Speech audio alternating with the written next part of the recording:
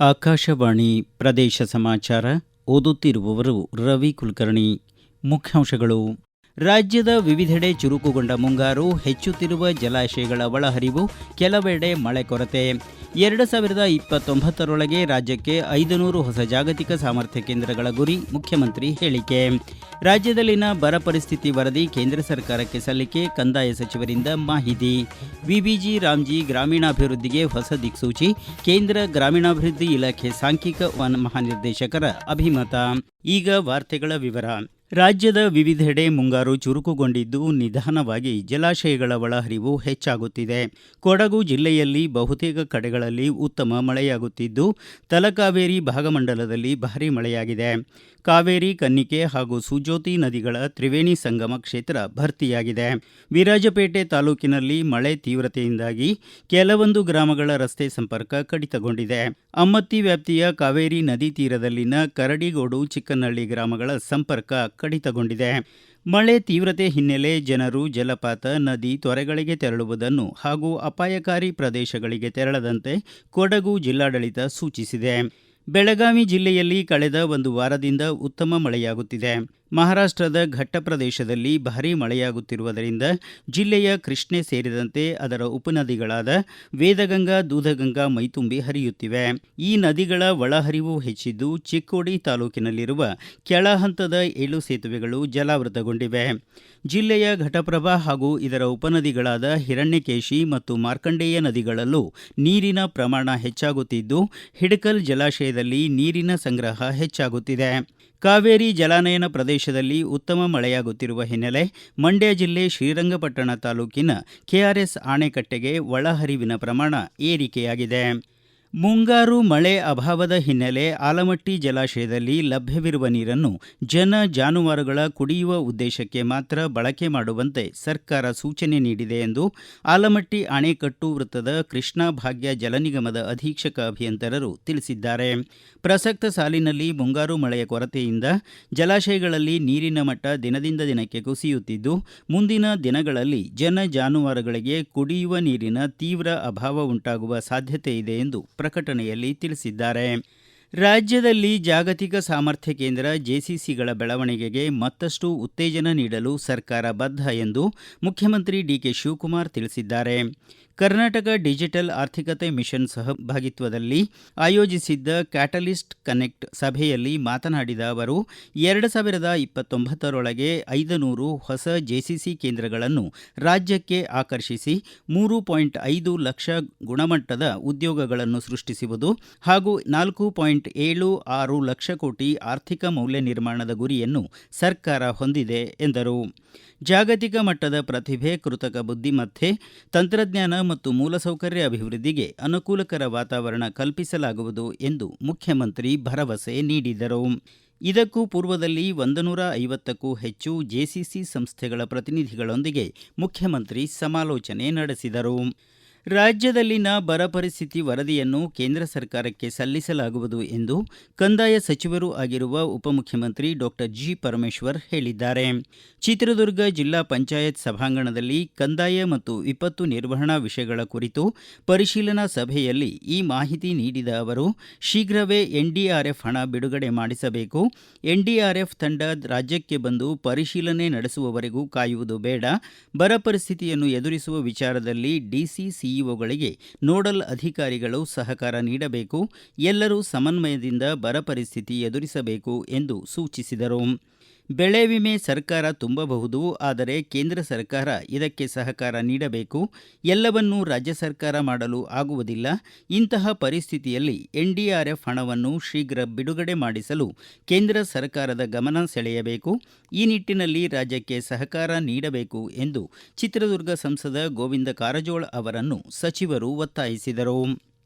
ರಾಜ್ಯದ ವಿವಿಧ ಜಿಲ್ಲೆಗಳಲ್ಲಿ ಮತದಾರರ ಪಟ್ಟಿ ವಿಶೇಷ ಸಮಗ್ರ ಪರಿಷ್ಕರಣೆ ಎಸ್ಐಆರ್ ಕಾರ್ಯ ಆರಂಭಗೊಂಡಿದ್ದು, ಉತ್ತಮ ಪ್ರತಿಕ್ರಿಯೆ ವ್ಯಕ್ತವಾಗುತ್ತಿದೆ. ರಾಯಚೂರು ಜಿಲ್ಲಾದ್ಯಂತ ಒಟ್ಟು 17,14,559 ಮತದಾರರ ಪೈಕಿ ಈವರೆಗೆ 15,36,370 ಮತದಾರರಿಗೆ ಗಣತಿ ನಮೂನೆ ವಿತರಿಸಲಾಗಿದೆ.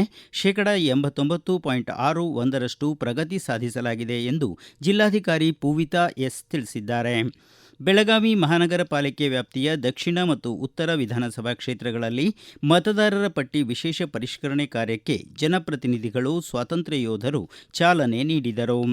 ಬೆಂಗಳೂರು ನಗರ ಜಿಲ್ಲೆಯಲ್ಲಿ ಮತದಾರರ ಪಟ್ಟಿ ಸಮಗ್ರ ಪರಿಷ್ಕರಣೆ ಪ್ರಕ್ರಿಯೆ ಚುರುಕಿನಿಂದ ಸಾಗಿದ್ದು, ಜಿಲ್ಲೆಯಲ್ಲಿ ಒಟ್ಟು 40,21,039 ಮತದಾರರ ಪೈಕಿ ಇದುವರೆಗೆ 18,97,633 ಮತದಾರರ ಎನ್ಯುಮರೇಷನ್ ಫಾರ್ಮ್ಗಳನ್ನು ವಿತರಿಸಲಾಗಿದೆ ಎಂದು ಜಿಲ್ಲಾಧಿಕಾರಿ ಕಾಂತರಾಜು ಪಿಎಸ್ ತಿಳಿಸಿದ್ದಾರೆ. ಈಗ ಪ್ರಕಟಣೆ, ನಂತರ ಪ್ರದೇಶ ಸಮಾಚಾರ ಮುಂದುವರಿಯುವುದು.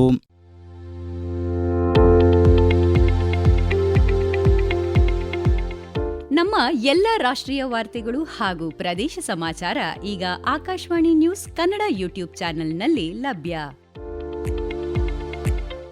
ನಮ್ಮ ಎಕ್ಸ್ ಖಾತೆ ಮತ್ತು ಇನ್ಸ್ಟಾಗ್ರಾಂ ಖಾತೆ ಆಕಾಶವಾಣಿ ನ್ಯೂಸ್ ಕನ್ನಡ. ಹೆಚ್ಚಿನ ಮಾಹಿತಿಗಾಗಿ ನಮ್ಮ ಫೇಸ್ಬುಕ್ ಖಾತೆ ಆಕಾಶವಾಣಿ ವಾರ್ತೆ ಕನ್ನಡವನ್ನು ಅನುಸರಿಸಿ. ಮಾಹಿತಿಗಳ ಹೂರಣ, ವಾರದ ಕಾರ್ಯಕ್ರಮ ಪ್ರಚಲಿತ ವಿದ್ಯಮಾನ ಪ್ರತಿ ಬುಧವಾರ ರಾತ್ರಿ 9:15 ಪ್ರದೇಶ ಸಮಾಚಾರ ಕೇಳುತ್ತಿದ್ದೀರಿ. ಆದಾಯ ಮೀರಿ ಆಸ್ತಿ ಸಂಪಾದನೆ ಮಾಡಿದ ಆರೋಪದಡಿ ರಾಜ್ಯದ 7 ಜಿಲ್ಲೆಗಳ 10 ಅಧಿಕಾರಿಗಳ ಮೇಲೆ ಲೋಕಾಯುಕ್ತ ಪೊಲೀಸರು ನಿನ್ನೆ ದಾಳಿ ನಡೆಸಿ 49.81 ಕೋಟಿ ಅಕ್ರಮ ಸಂಪತ್ತು ಬಯಲಿಗೆಳೆದಿದ್ದಾರೆ. 10 ಸರ್ಕಾರಿ ಅಧಿಕಾರಿಗಳ ಮನೆ, ಕಚೇರಿ ಮೇಲೆ ದಾಳಿ ನಡೆಸಿರುವ ಲೋಕಾಯುಕ್ತ ಪೊಲೀಸರು ನಿನ್ನೆ ಇಡೀ ದಿನ ಶೋಧ ನಡೆಸಿ ಅಪಾರ ಪ್ರಮಾಣದ ಆಸ್ತಿ ಪತ್ತೆ ಮಾಡಿದ್ದಾರೆ. ಮಂಡ್ಯ ಜಿಲ್ಲೆ ರೈತರ ಜೀವನಾಡಿ ಮೈಶುಗರ್ ಕಾರ್ಖಾನೆ ಜುಲೈ 15ರಿಂದ ಕಬ್ಬು ಅರೆಯುವಿಕೆ ಪ್ರಾರಂಭಿಸಲಿದೆ ಎಂದು ಜಿಲ್ಲಾಧಿಕಾರಿ ಡಾಕ್ಟರ್ ಕುಮಾರ್ ತಿಳಿಸಿದ್ದಾರೆ.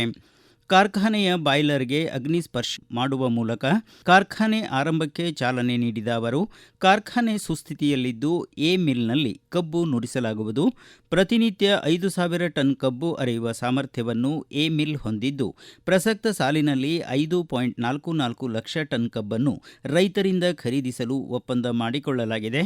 ನವೆಂಬರ್ ಅಂತ್ಯದೊಳಗೆ ಎಲ್ಲ ಕಬ್ಬು ಅರೆಯುವ ಗುರಿ ಹೊಂದಲಾಗಿದೆ ಎಂದು ಆಡಳಿತ ಮಂಡಳಿ ಮಾಹಿತಿ ನೀಡಿದೆ ಎಂದು ಅವರು ಹೇಳಿದರು. ವಿಬಿಜಿ ರಾಮ್ಜಿ ಯೋಜನೆಯು ಗ್ರಾಮೀಣ ಭಾಗದ ಸಮಗ್ರ ವಿಕಾಸದಲ್ಲಿ ಅತ್ಯಂತ ನಿರ್ಣಾಯಕ ಪಾತ್ರ ವಹಿಸಲಿದೆ ಎಂದು ಕೇಂದ್ರ ಗ್ರಾಮೀಣಾಭಿವೃದ್ಧಿ ಹಾಗೂ ಪಂಚಾಯತ್ ರಾಜ್ ಇಲಾಖೆಯ ಸಾಂಖ್ಯಿಕ ಉಪಮಹಾನಿರ್ದೇಶಕ ಅಲ್ತಾಫ್ ಹುಸೇನ್ ಹಾಜಿ ಅಭಿಪ್ರಾಯಪಟ್ಟಿದ್ದಾರೆ.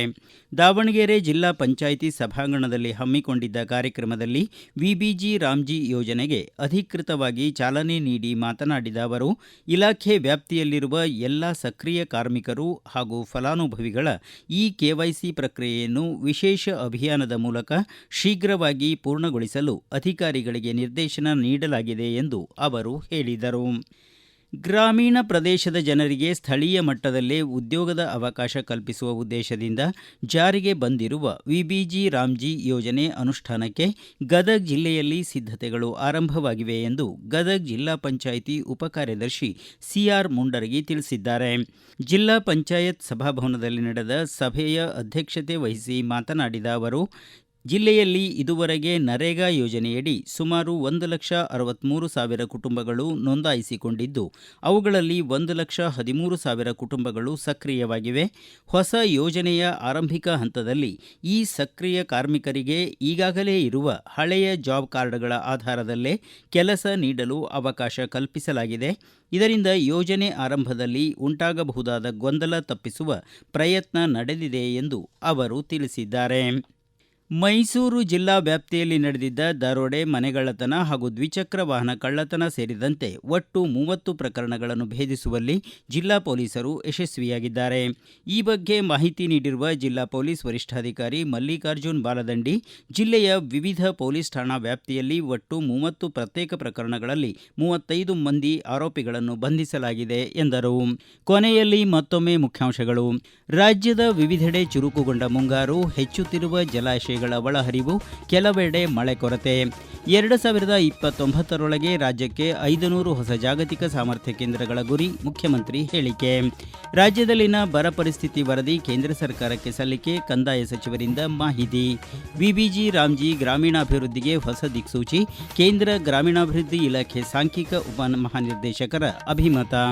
ಇಲ್ಲಿಗೆ ಪ್ರದೇಶ ಸಮಾಚಾರ ಮುಕ್ತಾಯವಾಯಿತು. ನಮ್ಮ ಮುಂದಿನ ರಾಷ್ಟ್ರೀಯ ವಾರ್ತಾ ಪ್ರಸಾರ ಈ ಬೆಳಗ್ಗೆ 7:35 ನಿಮಿಷಕ್ಕೆ.